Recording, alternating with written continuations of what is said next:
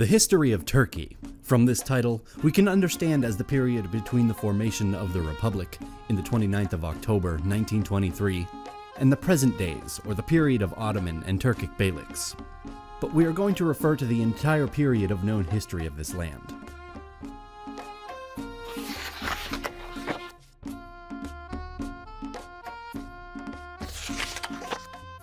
Practically, the history of the region now forming the territory of not only the Republic of Turkey, but also Anatolia.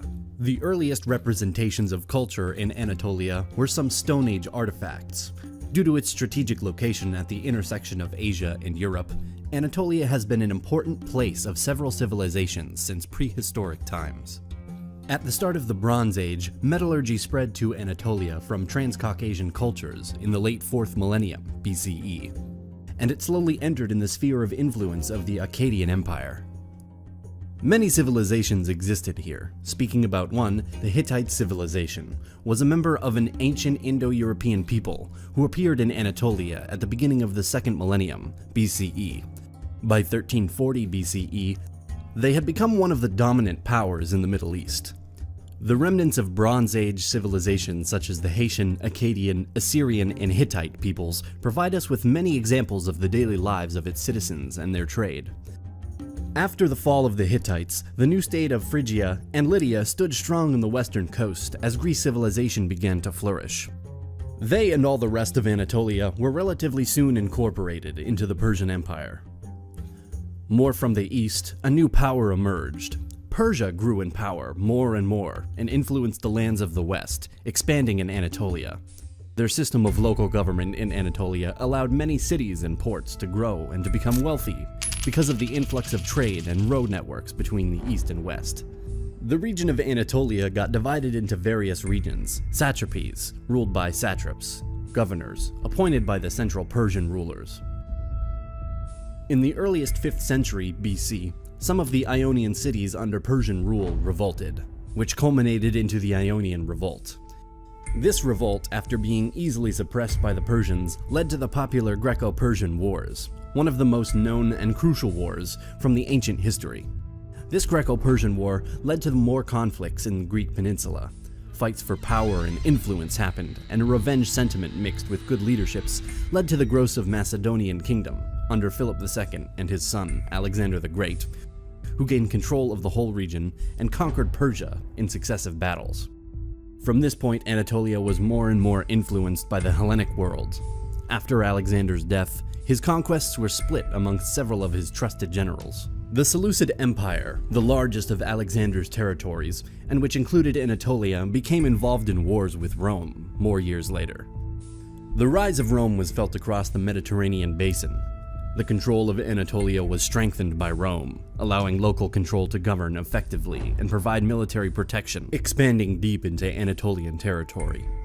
The territory here developed in Roman times. Due to the rise of instability in the empire and the permanent raids from foreign invaders in the 4th century AD, the Emperor Constantine the Great established a new administrative center at the city of Byzantium, called Constantinople after his name. And by the end of the 4th century, the Roman Empire split into two parts, the western part with Rome as its capital, and the eastern part with Constantinople as its capital, an empire referred to by historians as the Byzantine Empire. The process of Hellenization that began with Alexander's conquest accelerated under Roman rule, and the ancient Greek language and culture was predominant in the region. Turkic peoples and related groups migrated west from Turkestan and what is now Mongolia towards Eastern Europe, Iranian Plateau, and Anatolia. The Seljuk Turkmens created a medieval empire that controlled a vast area, stretching from the Hindu Kush to eastern Anatolia, and from Central Asia to the Persian Gulf. Many wars, the emerging of new empires, migrations, raids, and the incompetence of some leaders created the slow process of the Byzantine decline throughout time. Their decline and the growing power of the Seljuks led to conflicts and to the famous Battle of Manzikert on 26th of August, 1071, which is believed to be the open gate for the Turkic people, which will come in Anatolia in the next decades and centuries. This important battle was fought between the Byzantine Empire and the Seljuk Empire near Manzikert. The defeat of the Byzantine Empire and the capture of their emperor Romanos Diogenes IV is an important chapter in the history of Anatolia and in the history of what will be known as the Ottoman Empire and the Republic of Turkey. The Sultanate of Rum seceded from the Great Seljuk Empire, and they ruled central Anatolia. As the Seljuk Sultanate of Rum started to crumble, many other smaller regions emerged, ruled by different leaders. These small kingdoms were called beyliks. One of them was ruled by Osman, which will be known as Osman I, the founder of the Ottoman Empire. It's believed that Osman's early followers consisted both of Turkish tribal groups and Byzantine renegades, but not all were Muslims. It is not known for sure how this beylik started to dominate the region, but one thing was sure: the Byzantine Empire was very vulnerable. The new empire expanded into Europe, defeating local leaders and taking profit from the instability of the region. By the year 1400, the Ottomans were a true power, having control of much of the Balkans and western Anatolia. The collapse of Constantinople in the year of 1453 and the end of the last vestiges of the Roman Empire consolidated their power and their notoriety for the next centuries, in which the empire will expand even further, reaching its peak in the 16th and 17th centuries. Inflations, lost battles, the defeats against the Russians and the Habsburgs, and some crisis and rebellions marked the decline of the Ottomans. The start of the 19th century was marked by national movements. Many people from different ethnicities lived in different empires or administrative forms, and rebellions started to happen. The Serbian Revolution, 1804 to 1815, marked the beginning of an era of national awakening. Also, even some Arabs, led by the Al-Saud family, revolted against the Ottomans. In 1821, the Greeks declared war on the Sultan, achieving independence. In 1830, the French invaded Algeria, which was lost to the empire. In 1831, Muhammad Ali revolted and created a civil war with the aim of making himself Sultan.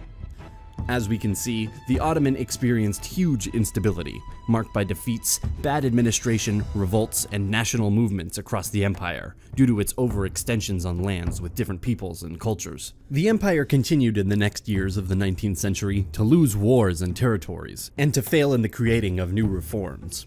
The collapse of the empire is a more detailed subject, but if you want to know more about that, we already made a more detailed video about their collapse. At the start of the First World War, the Ottoman Empire was at its final days, joining the Central Powers in the conflict after their defeat. The empire crumbled, and many of their territories were conceded in favor of Greece, Italy, Britain, and France. This loss created the start of the Turkish national movement, which will be known as the Turkish War of Independence, led by Mustafa Kemal. By September 18, 1922, the occupying armies were expelled.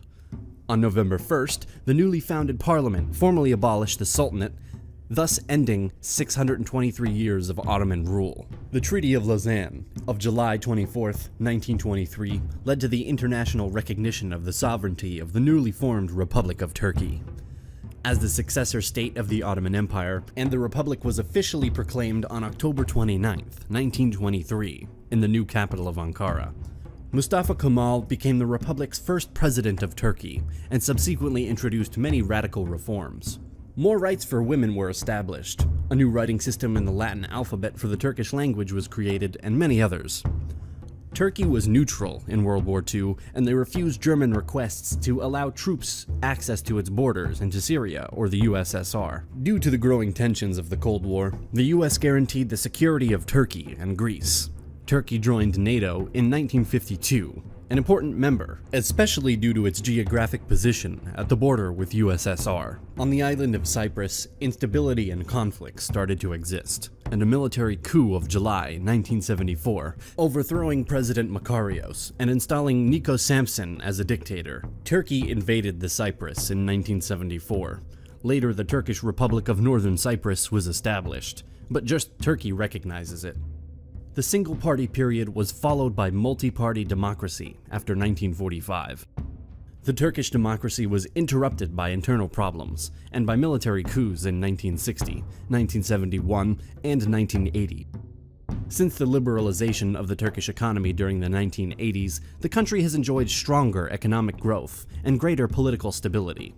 Also, a boom in population happened in this country, growing from 17 million people in the 1930s to over 80 million today.